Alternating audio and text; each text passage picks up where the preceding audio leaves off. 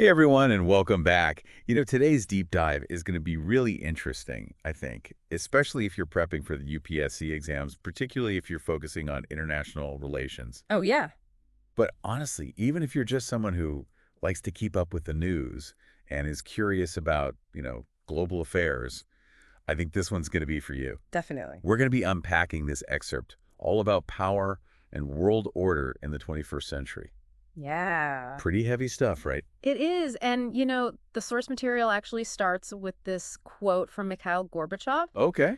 about how the world order is changing so fast that it's hard to even grasp. Oh, wow. And I think that sets the stage really well for what we're going to be talking about. Totally. Yeah, it's like the ground is constantly shifting under our feet, and if we don't understand what's going on, we're going to be left behind. Exactly. So let's break it down. Yeah. What is power in this context? Right. I mean, we use the word all the time, Cool. but actually trying to define it, it's like nailing jelly to a wall. It really is. It's a super complex concept. This source defines it as the ability to achieve desired outcomes. Okay, so it's about action. It's about influence. Mm-hmm. But how does that actually play out in the real world? Yeah. Especially when we talk about countries and global politics. Right. What are some tangible examples? So think about it this way. If one country wants another country to stop doing something, say like developing nuclear weapons, Right. they might impose economic sanctions. Oh. That's like using their economic power to try and force a change in behavior. So it's about leverage. Yeah. But those sanctions only work if the country that's being targeted actually sees the other country as powerful, right? Exactly. So perception really matters. Absolutely. And that's why power is often called an essentially contested concept. Right. There's no one agreed upon definition. And different actors are going to perceive power dynamics in different ways based on their own, interests and perspectives. So it's not as simple as just counting up tanks or measuring GDP. There's Yeah. way more to it. Right. Exactly. It's much more nuanced than that. Which brings us to kind of different models of understanding power. Okay. One of the most common is this idea of power as capability. So think of it like a checklist of national strengths. Okay. Military, economic resources, population size, strategic location, all these things can contribute to a country's overall power. Right. It's tempting to think that the country with the biggest checklist just automatically wins. Yeah.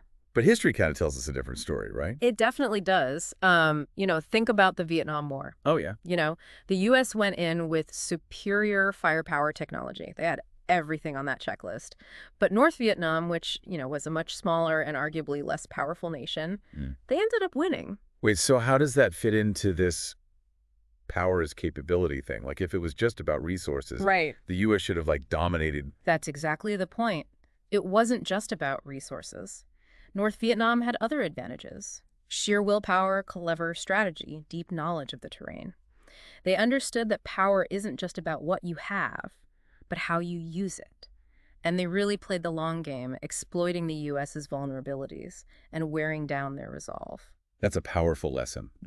So even if a country seems weaker on paper, they can still be super influential if they play their cards right. Absolutely. This really changes how we normally think about power dynamics. Yeah. Especially for those of us, getting ready for the UPSC. It definitely does, and it highlights why just focusing on those tangible capabilities, it's not enough.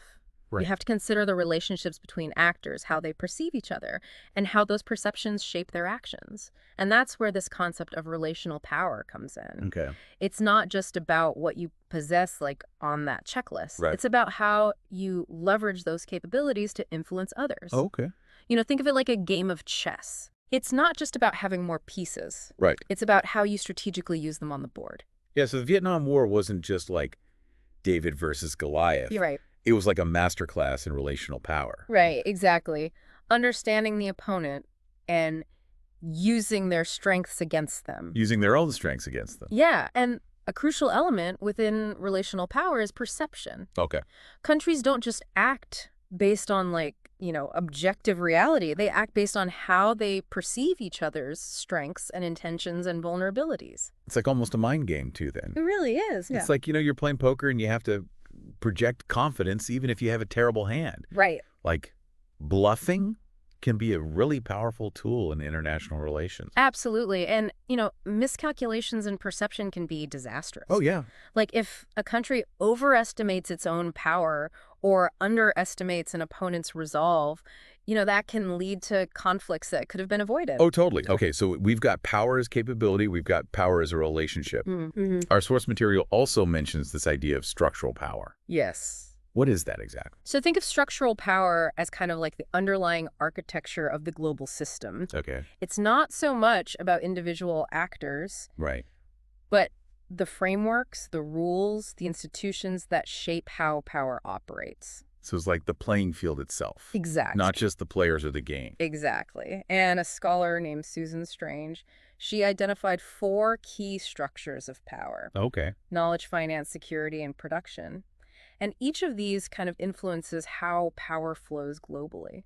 Can you give me an example of Right. how that actually plays out in the real world? Sure. So let's take knowledge, for example. Okay. The countries that dominate the flow of information, whether it's through media or technology or even educational institutions, they get to shape narratives and influence global perceptions.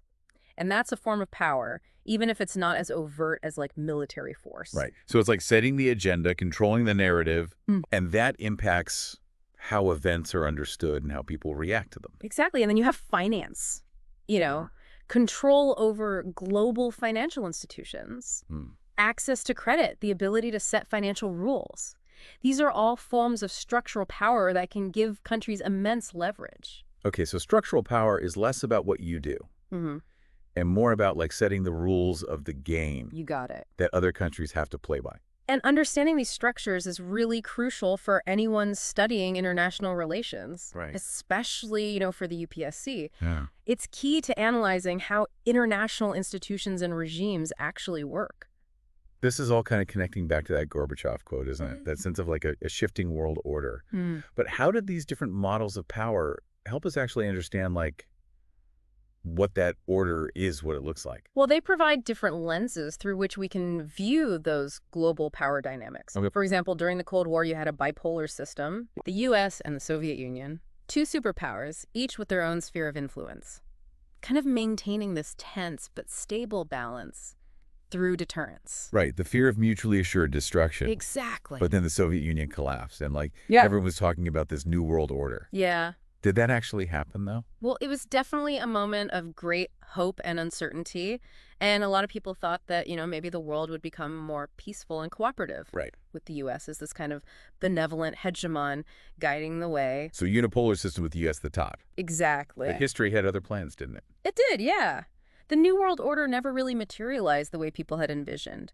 New challenges arose, from ethnic conflicts to terrorism to this increasingly interconnected and often volatile global economy. And now we're seeing the rise of new powers like China and of course India. Yeah. So where does that leave us in terms of world order? That is the big question, isn't it? We're in this fascinating transitional phase.